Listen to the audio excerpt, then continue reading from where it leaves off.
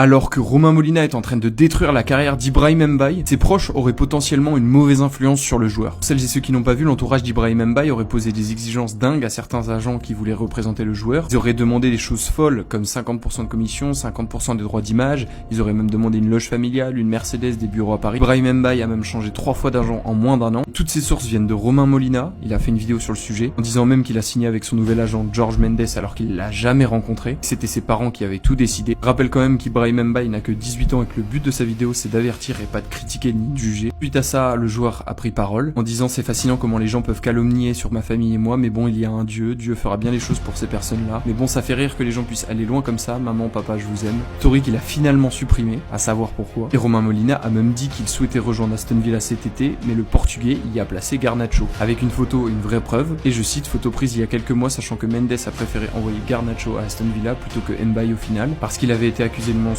et de montage. Et où va cette histoire? En tout cas, une chose est sûre, j'espère que ça ne va pas briser la carrière d'Ibrahim Mbaye. Et une chose est sûre, c'est qu'on voit l'importance des proches dans une carrière de footballeur. En tout cas, n'hésite pas à t'abonner, tous les jours je te raconte des histoires sur le foot.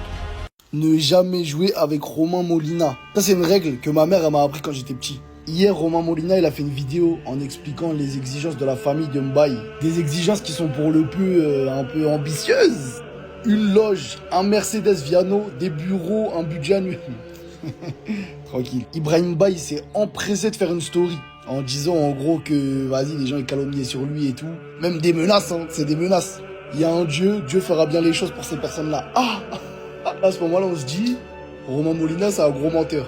Mais attendez, le pote, on peut pas mal parler sur lui. Ça veut dire, lui, il sait des trucs, boum, il balance des preuves. Il envoie photo des darons dans les bureaux d'Aston Villa avec un maillot Mbaye. Photo prise il y a quelques mois, sachant que Mendes, l'agent de Ibrahim Mbaye, a préféré envoyer Garnacho à Aston Villa plutôt que Mbaye.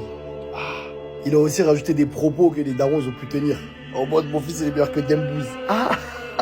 Puis de court, Ibrahim Mbaye, il a supprimé sa story. Ah oui, parce que là, tu t'es fait washer là. Et comme il faut jamais blaguer avec Molina, il envoie deuxième photo. Maillot offert par Chelsea aux darons, avec le nom des darons. Et le numéro d'Ibrahim Mbaye.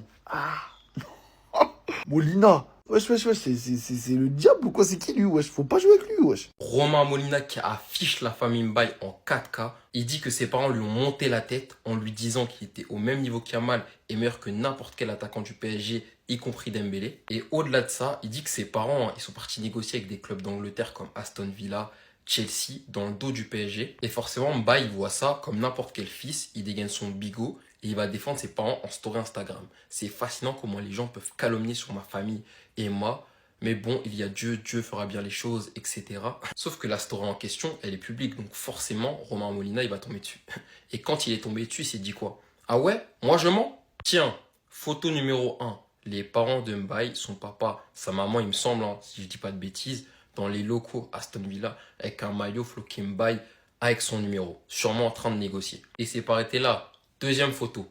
Cette fois-ci, des maillots de Chelsea, encore une fois avec le numéro de Mbaye, envoyé à ses parents. Il me semble que c'est les flocages au nom de ses parents, je vais pas dire de bêtises, mais c'est pas ça, ça doit être la famille. En tout cas, il me semble que là, c'est le daron. Et forcément, quelques minutes après, la story de Mbaye avait disparu. Et moi, en fait, ce qui me rend triste dans tout ça, c'est que moi, je suis persuadé que quand il a fait cette story-là, il était au courant de rien. Comme il a très bien dit dans sa vidéo, il y a plein de choses qu'ils ont fait dans son dos, notamment par rapport au Paris Saint-Germain. Ils ont caché à leur fils que le Paris Saint-Germain ne voulait plus lui. C'est Luis Campos qui a dû appeler en personne Ibrahim Mbaye et tout. Je sais pas si on peut croire à tout, mais moi, je vais pas dire que je connais le monde du football, mais ça m'étonne pas en fait. Parce que même quand on joue en jeune, il y a des darons, en fait, ils s'immiscent plus que leurs propres gamins dans leur carrière de footeux. Il y a des darons, en fait, ils vivent par procuration la carrière de leurs enfants. Il y a des darons, ils pensent plus à eux qu'à leurs propres enfants. Et lui, ça m'étonne pas qu'il y ait plein de choses dont il n'ait pas été au courant, y compris les négociations dans son dos. En tout cas, moi, si Mbaye peut voir cette vidéo et mon avis par rapport à ça, c'est que Mbaye, c'est un joueur très talentueux.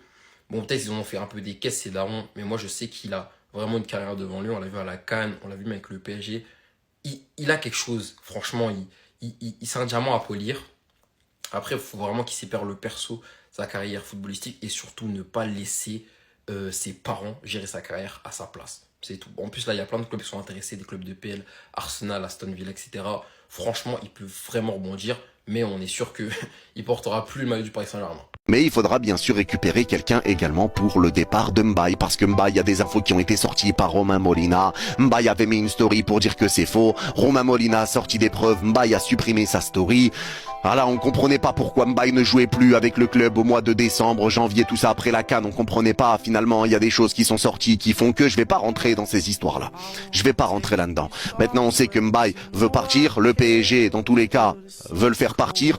Donc maintenant, on sait que Mbaye va probablement quitter le Paris Saint-Germain, à voir combien, comment, qu'est-ce qui va se passer. Mais là, tu vois clairement qu'avec ce qui a été sorti par Romain Molina, même ce dossier-là devient complicado.